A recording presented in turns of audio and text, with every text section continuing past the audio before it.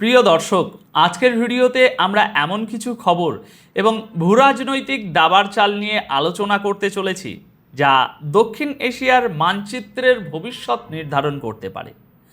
ভিডিওর শুরুতেই আপনাদের পরিষ্কার করে দিই, আজ আমরা ঠিক কী কী দেখতে চলেছি, বিশ্লেষণ করতে চলেছি। প্রথমত, ভারতের সবচেয়ে স্পর্শকাতর জায়গা শিলিগুড়ি করিডোর বা চিকেন নেকের 120 একর জমি এবং সেখানকার সবচেয়ে গুরুত্বপূর্ণ হাইওয়ের কন্ট্রোল এবার সরাসরি চলে যাচ্ছে দিল্লির হাতে।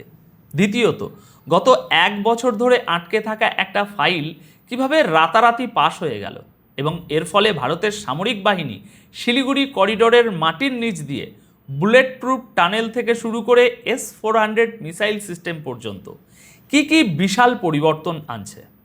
আপনারা যারা গ্লোবাল পাওয়ার পলিটিক্স বোঝেন তারা জানেন যে জিও পলিটিক্সে কোনো কিছুই হঠাৎ করে হয় না। পর্দার আড়ালে চলা এই আসল কূটনীতি এবং স্ট্র্যাটেজিগুলো নিয়েই আজ আমরা একদম গভীরভাবে বিশ্লেষণ করব। দেখুন, খবরের একদম উপরের স্তরে আমরা দেখতে পাচ্ছি যে বর্তমানে পশ্চিমবঙ্গের নূতন সরকার ভারতের সিকিউরিটি ইস্যুগুলোকে অত্যন্ত গুরুত্বের সাথে বিবেচনা করছে। এখন সেই জায়গা থেকে একটা অত্যন্ত বড় এবং স্ট্র্যাটেজিক পদক্ষেপ নেওয়া হয়েছে। ভারত সরকারকে বা সহজ কথায় সেন্ট্রাল এজেন্সিকে শিলিগুড়ি করিডোরের 120 একর জমি হস্তান্তর করা হয়েছে, যেখানে বিএসএফ তাদের নিজস্ব ইনফ্রাস্ট্রাকচার, ফেন্সিং এবং সিকিউরিটি গ্রিড তৈরি করবে। কিন্তু আসল ব্যাপারটা হলো, এটা শুধুই খবরের একটা উপরের আবরণ। আমরা যদি একটু গভীরে যাই তাহলে দেখতে পাবো সবচেয়ে ক্রিটিক্যাল বিষয়টা হলো এই সরু চিকেন নেক্স দিয়ে যাওয়া ইনফ্রাস্ট্রাকচার এবং ওখানকার ওই রাস্তাঘাটগুলোর নিয়ন্ত্রণ। আপনারা হয়তো জেনে অবাক হবেন যে এই স্ট্র্যাটেজিক হাইওয়েগুলোর বেশিরভাগেরই নিয়ন্ত্রণ এতদিন ছিল রাজ্য সরকারের হাতে, অর্থাৎ এই রাস্তাগুলোর মেনটেনেন্স থেকে শুরু করে ভবিষ্যৎ উন্নয়ন সব কিছুই পশ্চিমবঙ্গ রাজ্য সরকারের পাবলিক ওয়ার্কস ডিপার্টমেন্ট PWD দেখভাল করত, আর এর জন্য কেন্দ্র থেকে ফান্ড আসত। কিন্তু এই রাস্তাগুলোর আসল অবস্থা কি, রাস্তার দুপাশে কিভাবে বেআইনি দখলদার চলছিল, তা আমাদের আজ আর কারো অজানা নয়। এখন এই পুরো সিস্টেমটাকে এক ধাক্কায় বদলে দেওয়া হয়েছে। রিপোর্ট অনুযায়ী পশ্চিমবঙ্গের নূতন মুখ্যমন্ত্রী শুভেন্দু অধিকারীর তরফ থেকে বা নূতন প্রশাসনিক কাঠামোর মাধ্যমে এই বড় সিদ্ধান্তটি নেওয়া হয়েছে, যেখানে সেন্ট্রাল গভর্নমেন্ট সরাসরি চিকেন নেকের উপর নিজেদের সম্পূর্ণ নূতন করে গ্রিপ তৈরি করছে। বিখ্যাত পত্রিকা টেলিগ্রাফও এই খবরটি খুব গুরুত্বের সাথে কভার করেছে। দেখুন, এখানে একটা জিনিস বুঝতে হবে, এই শিলিগুড়ি করিডোর কেন এত গুরুত্বপূর্ণ এবং কেনই বা গত 1.5-2 বছর ধরে এই এলাকাটাকে দুর্ভেদ্য করার জন্য এত জোরসোরে আলোচনা চলছে। দর্শক, চিকেন নেক্স হলো ভারতের সবচেয়ে বড় মিলিটারি চোক পয়েন্ট। এর চওড়া মাত্র 21 থেকে 22 কিলোমিটার এবং মোট দৈর্ঘ্য প্রায় 60 কিলোমিটার, যার মধ্যে সবচেয়ে ক্রিটিক্যাল অংশটি হলো 40 কিলোমিটারের একটা লম্বা স্ট্রেচ। এই ছোট্ট জায়গার উপর দিয়েই রেলওয়ে লাইন, মূল হাইওয়ে, এশিয়ান হাইওয়ে গিয়েছে এবং এর চারপাশেই রয়েছে আন্তর্জাতিক বর্ডার। এই একটা মাত্র করিডোরই ভারতের উত্তর পূর্বাঞ্চলীয় রাজ্যগুলোকে মূল ভূখণ্ডের সাথে যুক্ত করে। আপনারা জানেন, বাংলাদেশের শেখ হাসিনা সরকারের পতনের পর থেকে এই শিলিগুড়ি করিডোরের কাছাকাছি অঞ্চলে এক ধরনের নূতন উত্তেজনা লক্ষ্য করা যাচ্ছিল। বাংলাদেশের ভিতরে পাকিস্তানের ISI অত্যন্ত অ্যাক্টিভ হয়ে উঠেছে। অন্যদিকে চীনারা বাংলাদেশের লালমনিরহাটে তাদের তৎপরতা বাড়াচ্ছে।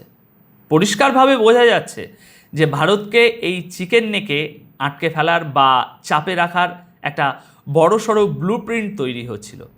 আর এই কারণেই শিলিগুড়ি করিডোর দিয়ে যাওয়া সমস্ত গুরুত্বপূর্ণ ইনফ্রাস্ট্রাকচার এখন সেন্ট্রাল এজেন্সির হাতে তুলে দেওয়া হয়েছে। আর এই অঞ্চলে যেহেতু পাহাড়ি ভূপ্রকৃতি রয়েছে, তাই মাত্র একটা বড় ল্যান্ডস্লাইড বা ধস নামলেই পুরো রাস্তা ব্লক হয়ে যেতে পারে। আর সামরিক দিক থেকে চিন্তা করলে যুদ্ধের সময় যদি এই রাস্তা ব্লক হয়ে যায়, তবে নর্থ ইস্টের সাথে ভারতের যোগাযোগ সম্পূর্ণ বিচ্ছিন্ন হয়ে পড়বে। এর পাশাপাশি আরও একটি অত্যন্ত সেন্সিটিভ বিষয় নিয়ে দীর্ঘ সময় ধরে প্রশ্ন উঠছিল, আর তা হলো এই শিলিগুড়ি করিডোর এলাকার আশেপাশে পাল্টে যাওয়া জনবিন্যাস। প্র্যাকটিক্যালি চিন্তা করলে দেখতে পাবেন এই অঞ্চলে প্রচুর অবৈধ অধিবাসী এসে বসবাস শুরু করেছে বলে অভিযোগ রয়েছে। এর ফলে এমন একটা আশঙ্কা তৈরি হয়েছে যে ভবিষ্যতে যদি ভারতের বিরুদ্ধে কোনো বড় ধরনের সংঘাত শুরু হয় এবং খুব দ্রুত নর্থ ইস্টের দিকে ভারতীয় ট্রুপস মুভ করাতে হয়, তখন এই পরিবর্তিত ডেমোগ্রাফি বা অবৈধ বসবাসকারী এই যে জনসংখ্যা, তা ভারতের নিরাপত্তার জন্য একটা বড় সিকিউরিটির নাইটমেয়ারের কারণ হয়ে দাঁড়াতে পারে। সংকটের সময় এরা ভারতের বিরুদ্ধে অবস্থান নিতে পারে, এমন থ্রেট পারসেপশনও কাজ করছে। আর এই কারণেই ন্যাশনাল হাইওয়েগুলো অ্যাপ্রুভাল দেওয়া হয়েছে। মোট 7টি ন্যাশনাল হাইওয়ে স্ট্রেচ, যা এতদিন পশ্চিমবঙ্গ সরকারের পাবলিক ওয়ার্কস ডিপার্টমেন্টের কাছে ছিল, তা এখন সরাসরি national highways authority of India এবং ন্যাশনাল হাইওয়েজ ইনফ্রাস্ট্রাকচার ডেভেলপমেন্ট কর্পোরেশনের হাতে চলে যাচ্ছে। এই 7টি স্ট্রেচের মধ্যে 5টি স্ট্রেচ সরাসরি শিলিগুড়ি করিডোর দিয়ে যায়। এর মধ্যে রয়েছে 10 নম্বর জাতীয় সড়ক, যা শিলিগুড়ি থেকে সিকিম এবং কালিম্পং পর্যন্ত যায়। 110 নম্বর জাতীয় সড়ক, যা শিলিগুড়ি থেকে দার্জিলিং যায়। হাসিমারা জয়গাঁও রাস্তা, যা ভুটান পর্যন্ত যায়, এবং চাংরাবাদ রোড বাংলাদেশ বর্ডার কানেক্ট করে যেটা। এছাড়াও মালদা, মুর্শিদাবাদ এবং নদিয়া হয়ে ইন্দো বাংলাদেশ বর্ডারের ঘোজাডাঙ্গা পর্যন্ত যে সংযোগকারী রাস্তা, তাও এই সেন্টারের হাতে তুলে দেওয়া হচ্ছে। এখন অনেকের মনেই এই প্রশ্ন আসতে পারে যে যদি এগুলো ন্যাশনাল হাইওয়ে বা জাতীয় সড়ক হয়েই থাকে, তাহলে এতদিন এগুলো রাজ্যের কন্ট্রোলে ছিল কিভাবে? দেখুন, জিওপলিটিক্স এবং অ্যাডমিনিস্ট্রেশনের এই জায়গাটা আপনাদের একটু আবেগ দিয়ে না, লজিক দিয়ে বুঝতে হবে।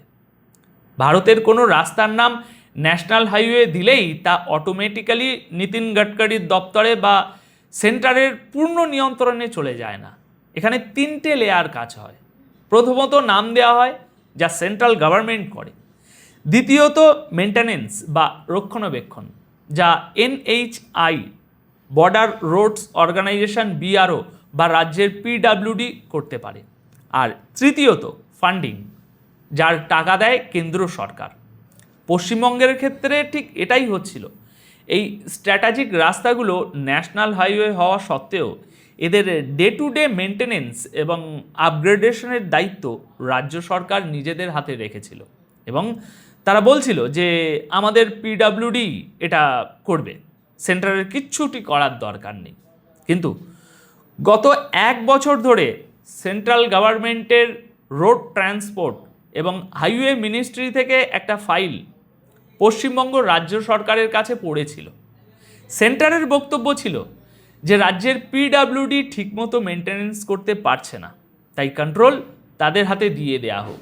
গত 1 বছর ধরে এই ফাইলটি আটকে থাকার পর এখন অবশেষে নতুন প্রশাসনিক রদবদলে চিফ সেক্রেটারির মাত্র একটা প্রেস নোটের মাধ্যমে এই সমস্ত হাইওয়ের অপারেশন, কন্ট্রোল, ফান্ডিং এবং এক্সিকিউশন রাজ্যের হাত থেকে সেন্টারের হাতে তুলে দেওয়া হয়েছে। এর ফলে এখন এই রাস্তাগুলোর ইমিডিয়েট রিপেয়ারিং এবং বর্ডার ফেন্সিংয়ের কাজ অত্যন্ত দ্রুত গতিতে শুরু হবে।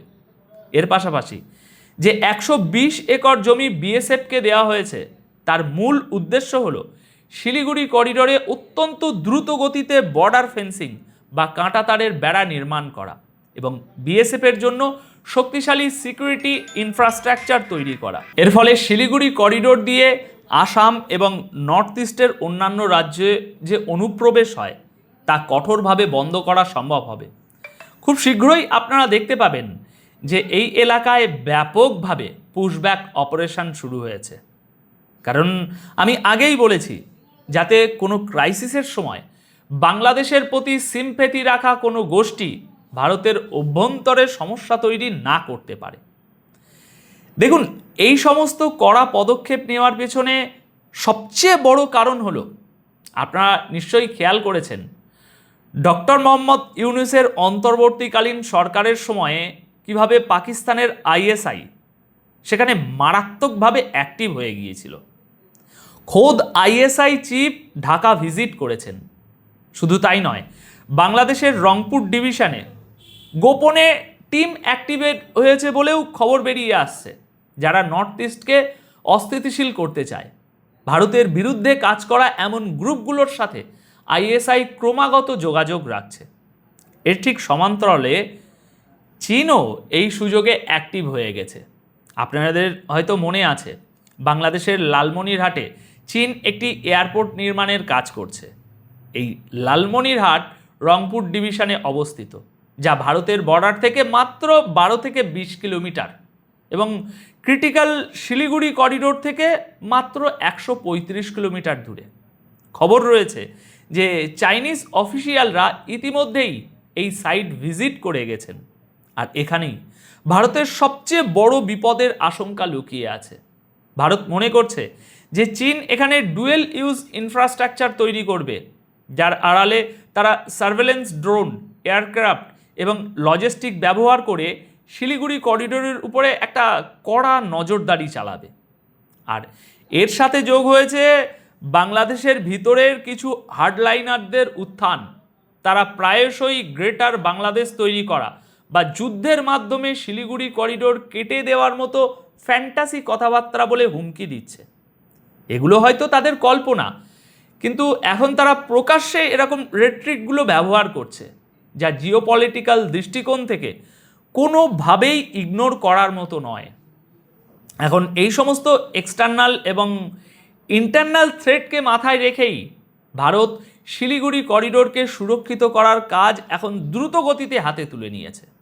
দর্শক, যদি একটু লক্ষ্য করেন, দেখবেন সম্প্রতি এই অঞ্চলে 3টি নতুন ফুললি অপারেশন মিলিটারি গ্যারিসন বা সেনাঘাঁটি তৈরি করা হয়েছে।